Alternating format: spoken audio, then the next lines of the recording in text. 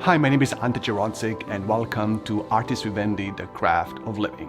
So today I want to take some more time to unpack the very meaning of the craft of living. After all, this is the name of the channel, right? So I have to give some more clarity. What is included under this concept and what do I mean to address in the subsequent period? And I know that I have already sort of broached the topic a little bit in some of my earlier videos, but I feel that having a sense of the concept and what it means and what this channel, after all, what it means, I think is really proper and important. Now, I have to say that the art of living or the craft of living is basically a translation of a Greek term, a Greek phrase, tekne peri ton bion. It is found among ancient thinkers in ancient philosophy, especially the Stoics. Mostly the Stoics used that concept, this art of living, and that goes very much in line with the conception of philosophy that existed in ancient times, where philosophy was perceived, understood, defined as a therapy of the soul, as a way to really, a means, let me put it this way, to guide us towards a good life. So, tekne peri ton bion, the craft of living. For instance, Epictetus, one of those famous Roman Stoics, in his discourses writes about the fact that, just as wood is used by the carpenter to create some beautiful objects and bronze by the sculptor, so each individual's own life is the material of the art of living. So this is kind of briefly, right, and understood and defined. I think it's really, really great, right? And there is a deep understanding of what that entails. Or there should be an understanding of the components that go into this idea of the craft of living. And let me kind of spell them out a little bit. Like, for one, I would say, first of all, every conception of the good life, what is a good life and what is the craft of living and the art of living, always rides on a specific understanding of the human being, right? If you look at these different conceptions of the good life, if you compare, for instance, Nietzsche with Kierkegaard and Kierkegaard with Socrates and Socrates with Jesus, right? And Jesus with some of these contemporary sort of versions, life hack versions that we have, often coming from a Silicon Valley, what it means to live a fulfilled life, a full life, and all of that. All of these different conceptions of the good life ride on a specific anthropology, a specific understanding of the human being, what it means to be a human person, what it means to be a human being in relationship to others, what is the meaning of consciousness, what is the purpose of human life, how do human beings actually get changed and transformed? What is the presence of the obstacles? What kind of obstacles do we have as human beings to achieve a good life? So all of these different anthropologies, they will really very much define like the kind of good life that flows from such an understanding. So we always have to be aware of these underlying, let me call them anthropological assumptions, and assumptions about the self, what it means to be a human subject, what it means to be a person, what it means to be an agent. Like, all of these things are deeply, deeply present and embedded in any conception of the good life. And we have to be very clear about that, right? We have to always ask ourselves about ourselves, right? Like if I say this, what do I imply about myself? And when other people claim that, what sort of view of the human person informs that perspective? So we have to be incredibly clear about this. Number two, so the second element that goes into this tekne peri ton bion, the craft of living, is really a conception of the good life. That's kind of a given, right? And so we have different versions and different conceptions of what it means to achieve such a life. In antiquity, people referred to this good life as eudaimonia, right? This kind of word that is so difficult to translate. We could use happiness, but happiness has been really cheapened as a term. We could use subjective well-being, but that's not the only thing that is implied in that. So it means really a kind of a notion of human flourishing over a longer period of time. So that is what eudaimonia would mean, a good life. And obviously, the conception of a good life that you find in Hinduism is quite different than the one you find in Judaism or Christianity, or what you would find in someone who is not a practicing believer or who is not a religious person, right? And yet there might be overlaps as well, right? But we have to keep in mind that there are very different conceptions of the good life. And we have to ask ourselves, is there like one conception, right? Is it possible to actually even do that? Is it even possible to articulate, well, this is how the good life should look like? And I believe my personal take on that is that my answer would be yes and no. I firmly believe, as someone who has a huge sympathy towards something called the natural law, the kind of sense that there are certain properties of being human that are universal, right? I think we should be able to retain some sort of universal language as we talk about human beings, right? Obviously, we all need some sort of shelter. We need food. We need different kinds to flourish as individual human beings. We need these basic human goods. Now, it might be a struggle to define them, right? And there have been many accounts given, and Abraham Maslow's hierarchy of needs is just one of the many approaches that people have offered.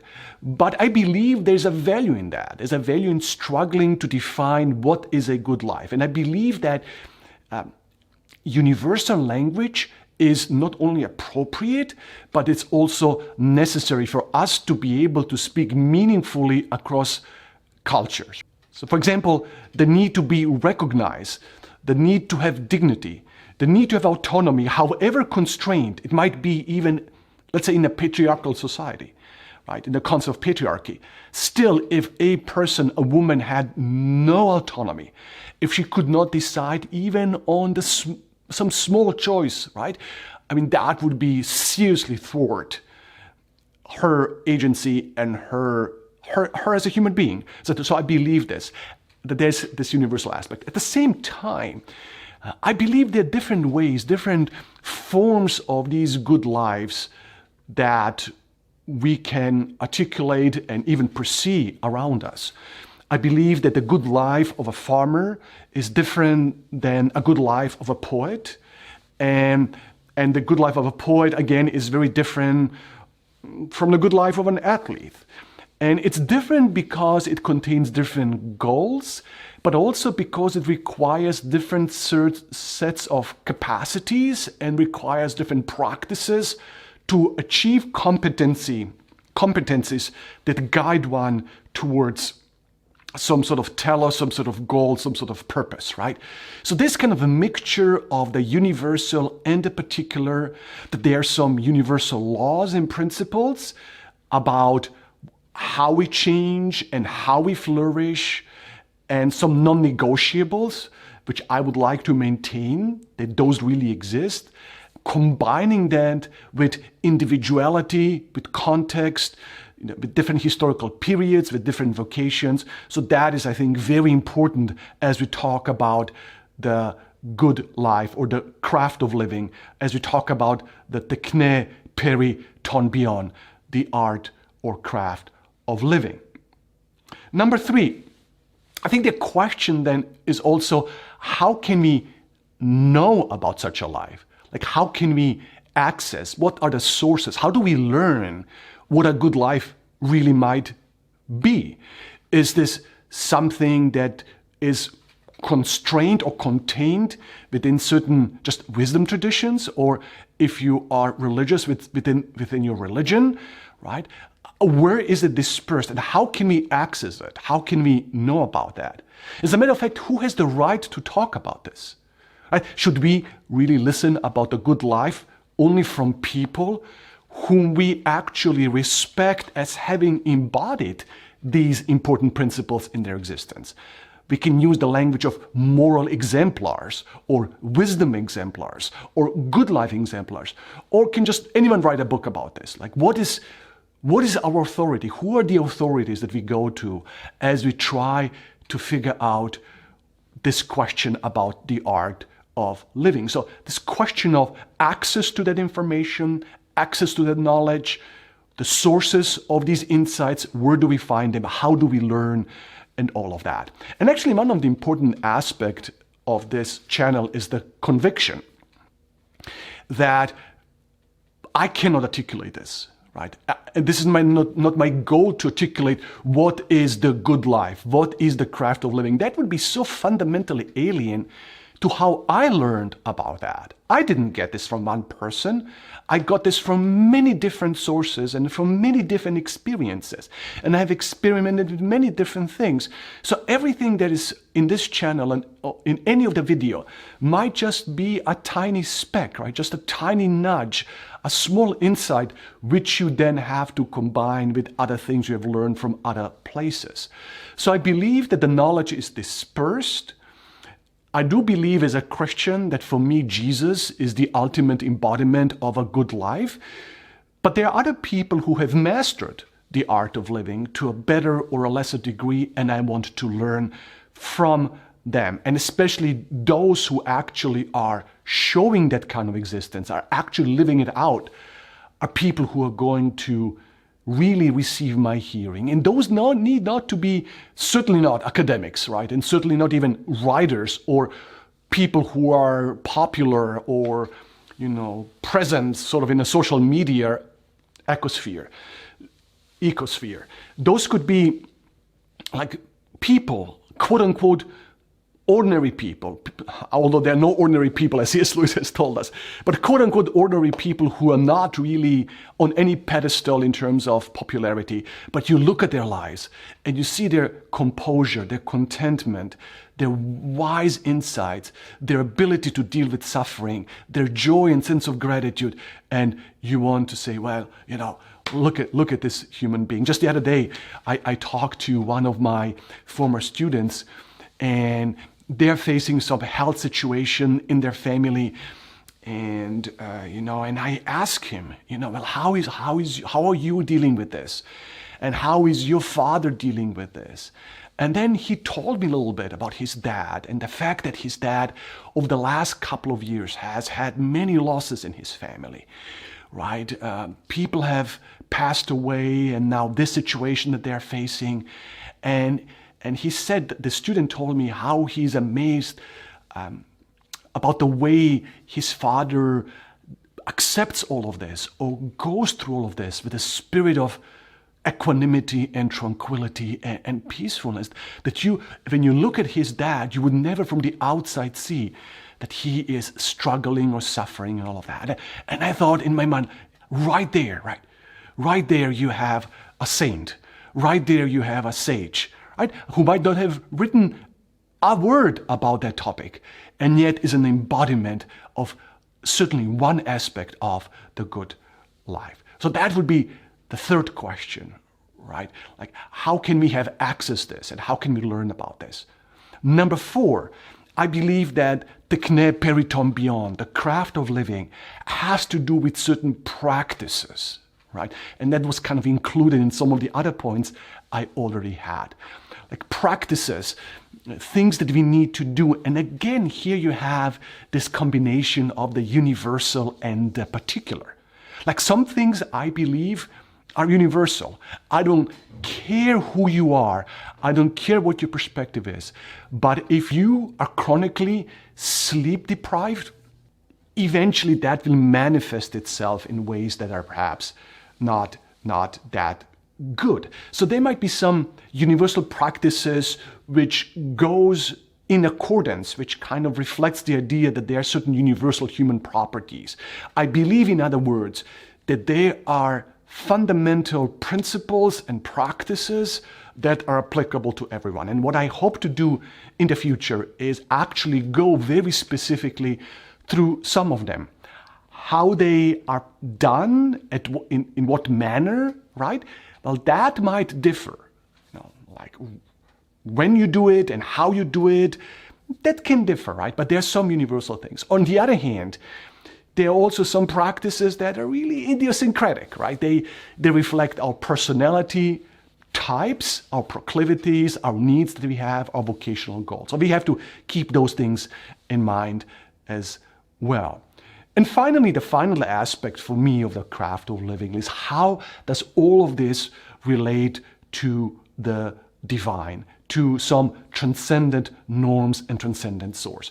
Actually, when you look at some of these contemporary life hacks that people are writing about, where basically they're using Stoicism, they're using these ancient schools and completely extracting them from their original context and simply using them as a mechanism to reduce stress or to be more productive or to achieve, to achieve more things in life and all of that.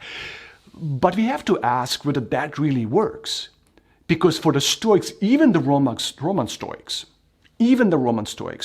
who were way more practical and way more focused on the ethical aspect of Stoicism, the good living aspect of Stoicism, and not so much perhaps on metaphysics and logic that we had perhaps in Greek Stoicism.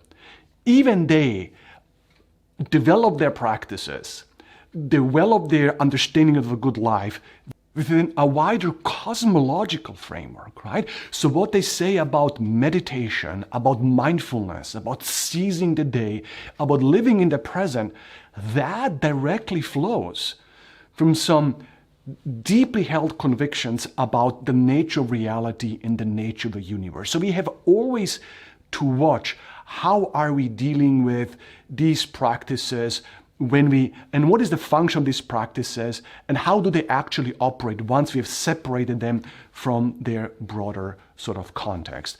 And that is a question that I want to ask. But the fundamental question then is in this final aspect, this fifth aspect, is about the techne periton beyond, about the art of living, is how does this relate to God and to transcendence. And for me, as a practicing believer, practicing Seventh-day Adventist, a practicing Christian, that will be absolutely significant. Now, I don't believe personally that I need to use religious language all the time. As a matter of fact, I believe that one of the greatest tasks and duties it is to be able to translate our commitments in ways that others can understand. Again, not in some sort of way in which we hide our commitments or trying to find just some sort of generic spirituality. That is one danger. But the other danger is simply to be confined to our silos and not being able to talk with other people who are for the lack of a better word, on the same journey of pursuing this craft of living. And somehow thinking that we cannot offer them anything or that they cannot offer us anything. I mean, that would be a mistake. So when you look at the 5 elements that we have talked about, they contain 5 fundamental questions that any school of life or way of life or wisdom tradition or anyone who is worth his salt has to answer before they can communicate a meaningful vision of the art of living. Question number 1, who is the human being, right? Question number 2, what is a good life? Question number 3, how can we know about this? Question number 4, how can we achieve this? How can we become a good person? How can the craft of living really become a practical reality? And number 5, what is the nature of ultimate reality? Or these kind of broader sort of metaphysical questions that we can talk about. I mean, these 5 questions, any school of life, any philosophy of life, in some ways is already articulating, but also has to consciously articulate to be a well-thought, well-formulated, practically significant system of thought or school of thought that can appeal to individuals.